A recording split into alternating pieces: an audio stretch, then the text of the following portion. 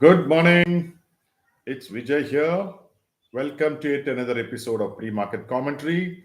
Today is Thursday, 18th September 2025. Today is also the Sensex weekly expiry. Yesterday we had a fantastic day as far as the Bank Nifty almost went to a century at 95 points. Bank Nifty did a triple century, a big triple century at 350 points. Sensex also followed across the board. There was buying, advanced declines were good. So they all rose in anticipation of a Fed rate cut. Normally, people will be little bit careful, but by and large, at the top end, the markets rallied significantly. So finally, India has joined the global market rally. It seems so because you see, we were the only outcasts, I would say, who did not participate in the global rally. So yesterday was the FOMC meeting, and you had the US Fed cutting by 25 basis points. And also there was a talk of, two more rate cuts this year and one rate cut in 2026. So if this is what is going to happen, then we should see significant rallies in the global markets. Of course, corrections will always be there. Yesterday also, Dow Jones rallied, but Nasdaq and S&P did not. So there will be corrections, but overall, I think the mood is set. If this is true, that two times they are going to reduce the interest rates as far as the Fed committee meeting minutes talk about, then we should be in for good times leading into the last 3 months of the calendar year. So Dow Jones went up by about 280 points, as I said. Then you see, what about the Qs this morning? Qs yesterday they closed. We closed good. So Gift Nifty, which I don't really care too much, but still Gift Nifty is talking of a big move, at least 75 points, I suspect. And so that should augur well for the market. That is 77 points there. What did FIs and DIs do? FIs again continued to sell. They sold about 1100 crores. DIs bought about 2294 crores. So totally institution buying is about 1169 crores. Some interesting things about the market yesterday was SEBI chairman talked about allowing FPIs to trade in non-agri commodities and also allowing banks and pension funds to trade in commodities. So which means the commodities are gold, silver, copper, and other metals will now be in focus. They were slightly in focus yesterday. I think they will be in focus. Of course, gold, silver, copper have risen significantly, and yesterday there was a correction in the US markets. So we may see the corrective trend being there for some more time. Actually, it is very good for the market. It's almost like the pressure cooker. It was a very strong rally recently. In fact, gold and silver have gone up nearly 10% in the last 1 month, which no other equity markets globally have done, including India. So there is a need for a little bit of steam being left out. So that probably is going to happen. We continue to be bullish on gold and silver.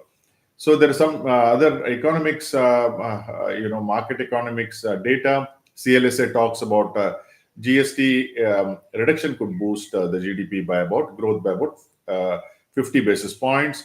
Then potential revenue loss, they're talking of government will have a revenue loss of 1.2 lakh crores, though the government says it's only losing about 45,000 crores.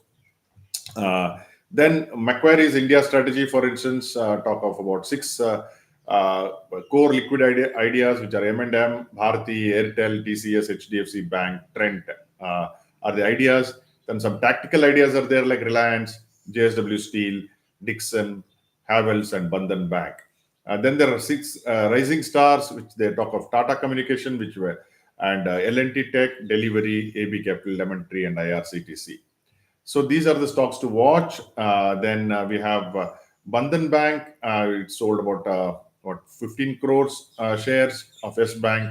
So that should get added to their bottom line. So Bandhan Bank is getting a secure bottom line. But of course, finally, what they do as far as the performance, which may not be that great this quarter, next quarter onwards, I'm expecting better performance.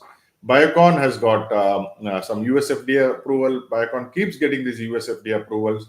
Very positive as far as manufacturing is concerned. but bottom line somehow they don't seem to be performing to their expectations. So now today another block deal is coming in a company called Cohance Life Sciences. There's about 1.9 crores they're selling, which is going to be valued at about 1,756 crores. So managements keep on selling and DIs keep on buying, which doesn't augur well in the long term. In the short term, maybe the market can handle it because they're getting a lot of SIPs and a lot of regular investments in the mutual fund kitty, so they can manage it. But still, I would be, keeping a close watch on that.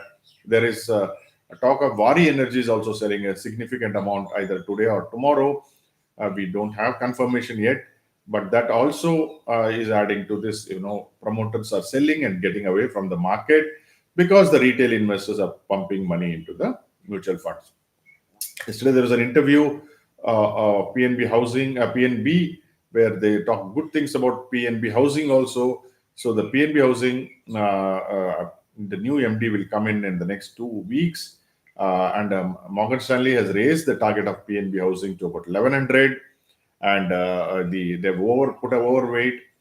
We hold a PNB because there was a crash in PNB Housing. Sorry, not PNB, PNB Housing. There was a crash because the MD left, I would say, unceremoniously. He had also had the same issue with Canfin Homes a couple of years ago. So now with the new MD, new management, I think things should work out well for PNB Housing. So we expect much better numbers for PNB Housing going forward. So all in all, and another thing is that the FIIs continue to hold a significant amount of short interest, though it is down from 93%. It has come down to as low as about 87%. Still a long way to go. As I keep saying, anything above 85% short holding in Nifty futures augurs well for the market in a very contrarian manner.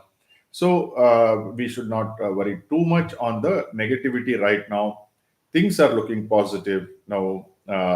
Next week onwards, GST will come into play, which means a lot of commodities for the daily life will be priced lower. And then you have the October season, so you'll have lots of cars and discounts and across the board. So there will be a splurge, and also CRR every week, every fortnight, I think, is being pumped into the system. So a lot of liquidity. We have also had a very rough ride, and we have moved out of the band where everybody was bearish. Now things can only look better, in my opinion. But you will also have these periodic corrections. So we have come out of the dark, and as I said this in February, we were in what was called Brahma Muhurtam, where everything was dark, and I'd expected about after August we should see the first rays of the sun, and I think now we are seeing it, and I believe we'll continue to see it. So this will continue for some more time, in my opinion and analysis, unless there is a orange swan event, which I don't think is going to happen so easily now, with even Trump having come to terms with India's growth story, as well as India's potential in the global market. So all in all, one can be bullish, in my opinion. I am not a SEBI advisor, but we continue to be bullish. We buy on all declines. We have our set stocks, and that has helped us. So whatever you do, I hope it is successful. Thank you for joining me.